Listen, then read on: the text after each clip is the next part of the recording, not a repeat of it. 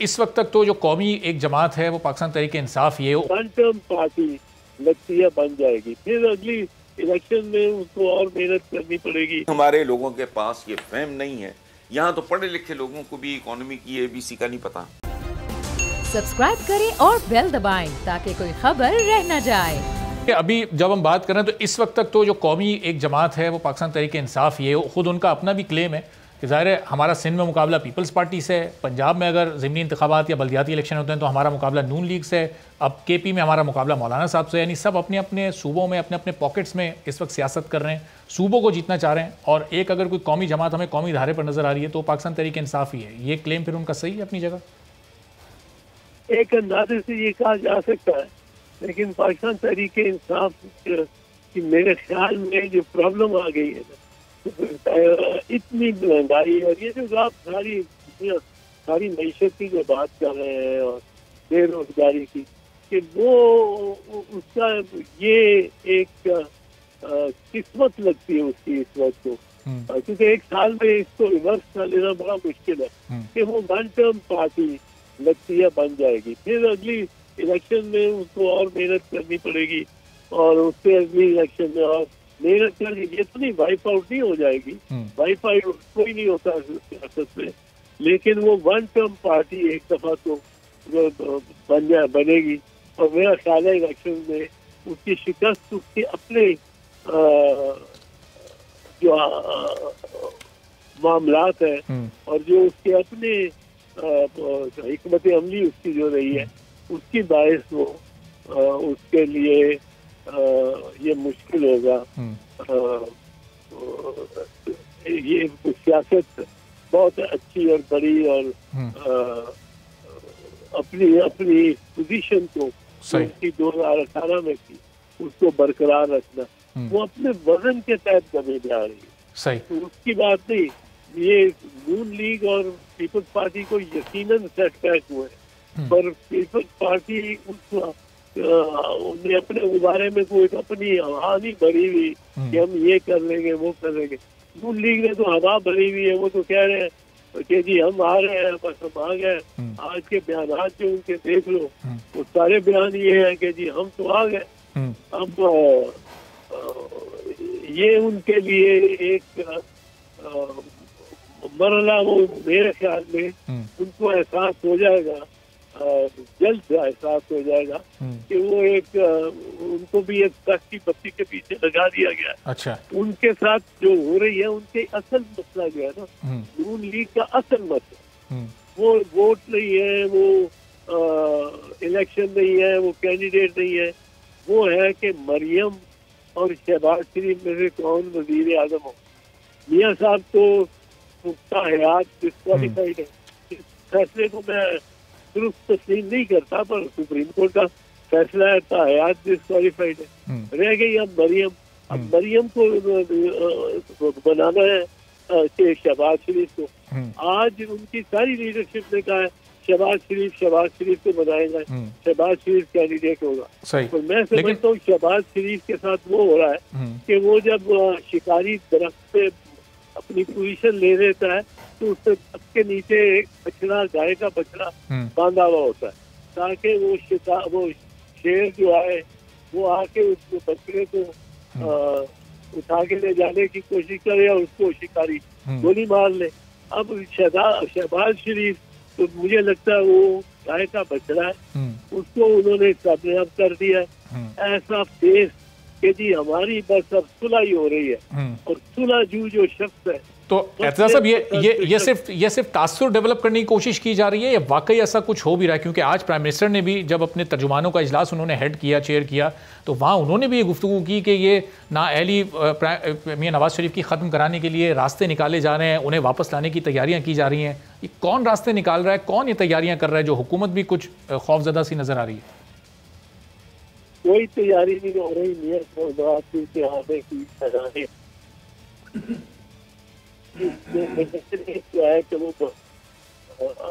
कमाल चालें बहुत कर दी है उसने, बड़ी कमाल की चालें है, पर उसका मैं आज कहूँगा कि आने का क्यों इम्कानात नहीं है। पहली तो बात यह है कि जो किया है, इस्तेमाल किया है कि अपने आप को महफूज जगह पे जाके बैठा के और पाकिस्तान की सियासत कर रहा है। किस तरह गया है, किससे झूठ बोल के गया है, किससे गलत बयानियां करवा के गया है, किससे दे के गया है। मियां साहब पहुंच गया अंदर जी।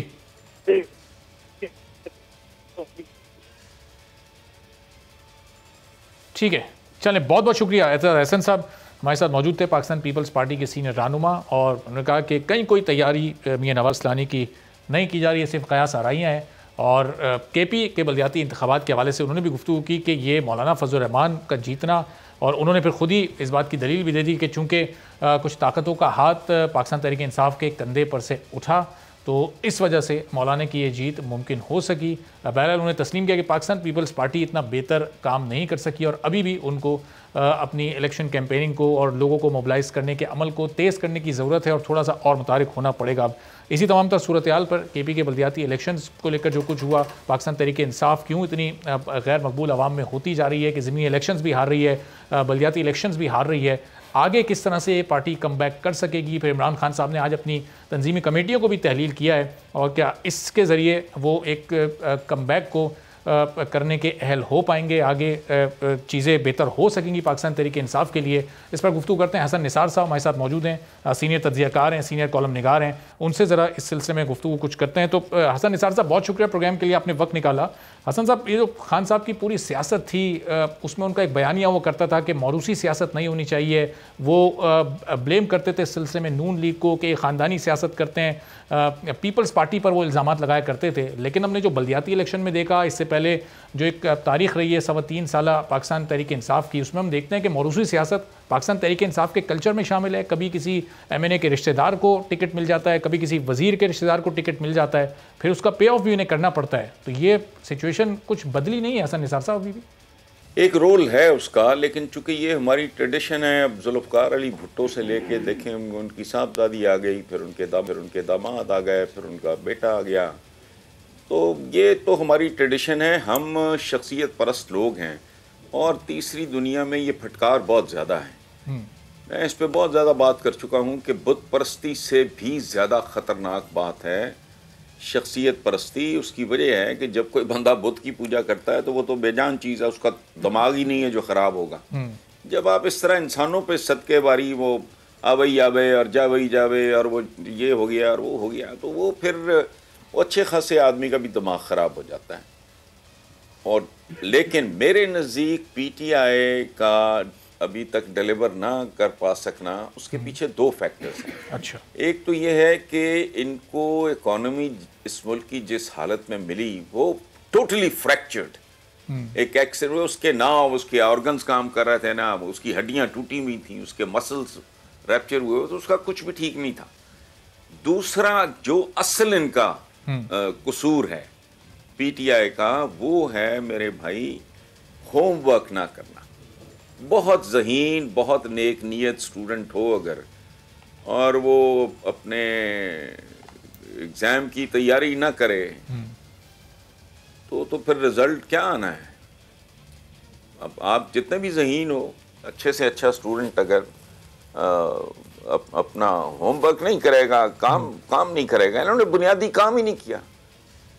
इनको तो 1.5 साल लग गया सिर्फ ये समझने में कि हुआ क्या है इनके साथ, सही, और इस हुकूमत के साथ और इस मुल्क के साथ, मतलब हाथ हो गया ना एक बहुत बड़ा। सो आप एक ऐसे, मेरे पास तजर्बा भी ना हो, प्रोजेक्ट भी सीखो, मैंने तैयारी भी बिल्कुल ना की हो, तो किसी को भी पकड़ा दोगे तो वही होगा जो हुआ है और हो रहा है इनके साथ। सही, मेरे लिए तो वो फैक्टर सबसे ज़्यादा। फिर नताइज तो फिर ऐसे ही आने। लेकिन हसन साहब, ज़ाहिर है मुल्क के जो मुआशी मसाइल हैं वो 3.25 साल में बहुत ज़्यादा बढ़ गए। एक आम आदमी महंगाई से, बेरोज़गारी से बहुत ज़्यादा मुतासिर हुआ है।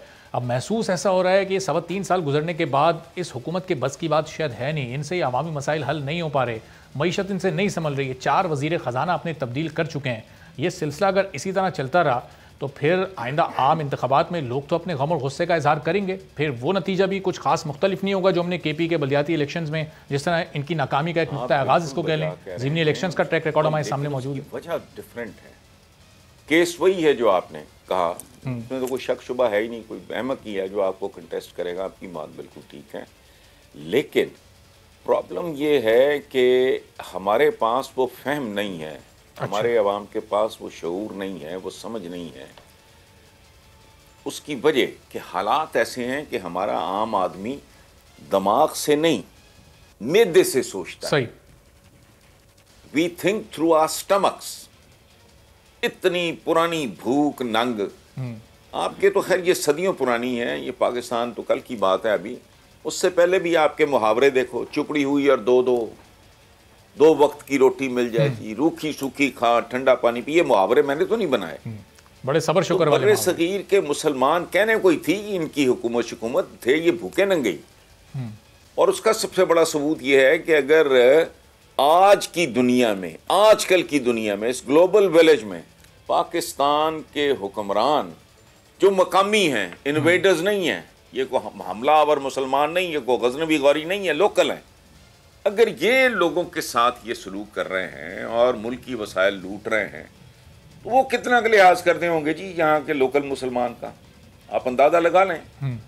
अगर ये 21वीं सदी में ये हो रहा है तो आज से 800-900 साल पहले वो कितनी इज्जत या हमदर्दी महसूस करते होंगे नेटिव्स के लिए। ऐसा गलत है, ये हमें तारीखी तौर पे जो पढ़ाया जाता है वो दुरुस्त नहीं है। सिर्फ इतनी बात, इस्लाम ही अगर कदर मुश्तरक हो तो बांग्लादेश अलहदा क्यों होता, अफगानिस्तान पाकिस्तान में जम क्यों नहीं हो जाता, सही ईरान अफगानिस्तान में जमता नहीं। मजहब एक फैक्टर है, there are so many other factors. अच्छा, अब प्रॉब्लम ये है कि अगर तो लोगों के शऊर की सतह बुलंद होती, वो पढ़े लिखे होते, मामलात को समझते, तो वो ये आसानी से जान सकते थे कि किसी भी मुल्क की इकोनॉमी जो है वो रातों रात नहीं खराब, ये कोई स्विच ऑन स्विच ऑफ वाला मामला नहीं है।